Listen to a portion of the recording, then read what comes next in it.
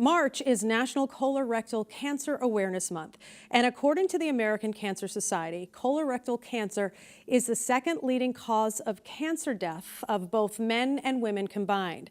I sat down with Dr. Kelly Tyler, the chief of colorectal surgery at Baystate Medical Center, and her patient, Keith O'Connor, who works in public relations for Baystate.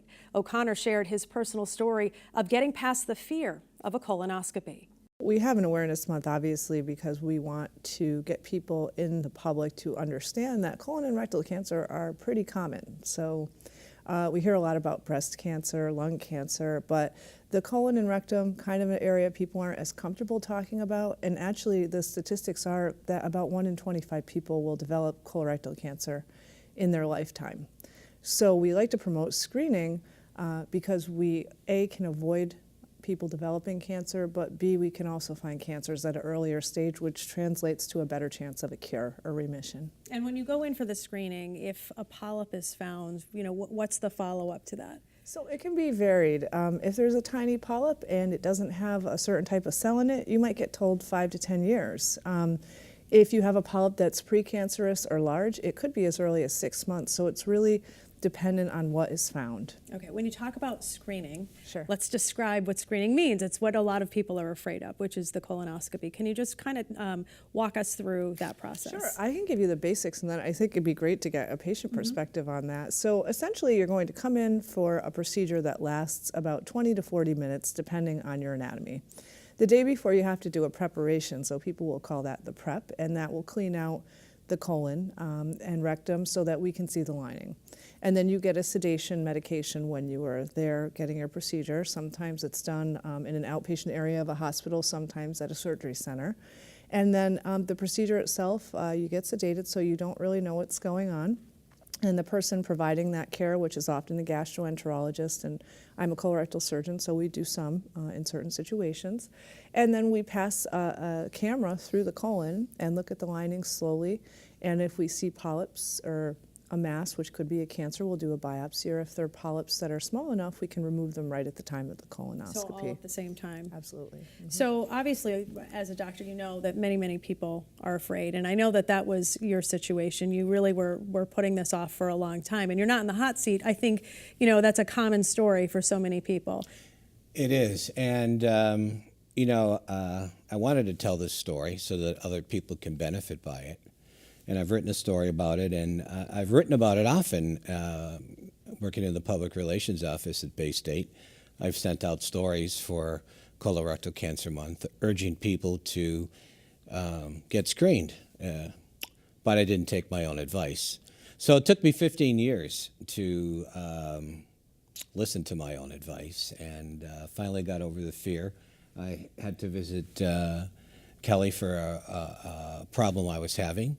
And when I was getting ready to leave, she looked and said, "Oh, you haven't had a colonoscopy, have you?" Ever. Ever.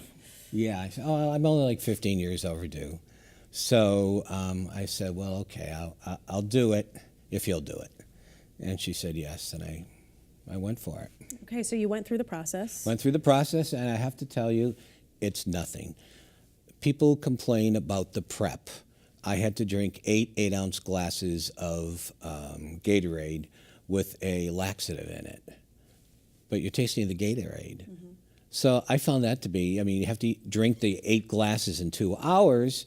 I didn't find that a problem. And of course, what follows is some time in the bathroom to clean you out. I found that no problem at all. And then when I went in for the procedure, I just remember them putting me to sleep, and it seems like I woke up 5 minutes later, and all I could say was, "Am I okay?"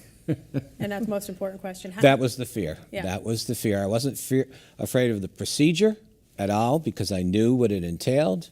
It was the fear that Dr. Tyler would find something. And as far as who should be going for the colonoscopies, what's the age, and just give us some risk factors with the disease as well. Sure, and I think that's a great message to get out to people. So general screening is recommended over many, many years at age 50, but the American Cancer Society just changed it after doing a study of many studies to the age of 45 for all people. So that is a normal risk person. But Any person who has what we call a first-degree relative, so like a mom, a sister, a brother, with colorectal cancer diagnosis in the family, or a person who has inflammatory bowel disease, which could be Crohn's or ulcerative colitis, needs to talk to their doctor about when they need to start their screening. And then in much more rare situations, there are families that have genetic syndromes, and they may need to start in their 20s. But again, that's about 1% of the population, so that's very rare. And are there certain risk factors that you look for as you're looking at a patient? Well, there's quite a few. I would say family history is number one. You know, there's been a lot of studies about lifestyle, diet, how much fiber are you eating. We've even studied aspirin, all kinds of things. So it's hard to put all of that together and look at someone and say, well, you ate this and you took aspirin, but you didn't do this. So really we rely on those screening guidelines. And actually the data is showing, there's some great data showing that because of our screening efforts, at least in older adults, the incidence of colorectal cancer is slowly trending down, and we believe it's because of colonoscopy and some of the other screening efforts we do. Our concern now starts to be in the younger population, and that data came out about 2 years ago now, where we're finding people under 50 are at more and more risk of developing colorectal cancer. And certainly the survival rate is higher if everything is detected early, right? Which is, again, the push to get people to do this. It is. It's astounding the difference between an early stage cancer and a later stage cancer. That goes for any cancer, but colorectal cancer as well, the outcomes for patients. And what would you say the symptoms are for people, you know, who maybe have, you know, lapsed and have not gone in for a colonoscopy? I mean, are they going to be feeling something? No. So Cancer that's scary. is almost always without symptoms. Okay, when there are symptoms, that's not usually good because it means it's probably more advanced. The best practical advice about symptoms I can give to anyone is that if you have some bleeding from below, don't just assume it's a hemorrhoid. Talk to your doctor. Consider having a colonoscopy screening test done. And most of the time it is going to be a hemorrhoid. I don't want to, you know, introduce a fear factor, but do you know how many times in my practice I've had people come who I'm caring for colorectal cancer, and they'll say, I was bleeding for a year and I just assumed it was a hemorrhoid. Okay, and so your final advice to somebody who is still fearful and thinking of delaying? Do it, because I had 3 small polyps, which were taken care of, not cancerous, of course. Had I waited another 5 years, don't know what would have happened. So believe me, you'll have a big weight off your shoulder. I worried for 15 years that I might have something without doing something about it. And I have this weight, this tremendous weight off my shoulders, and feel so much healthier just from a screening.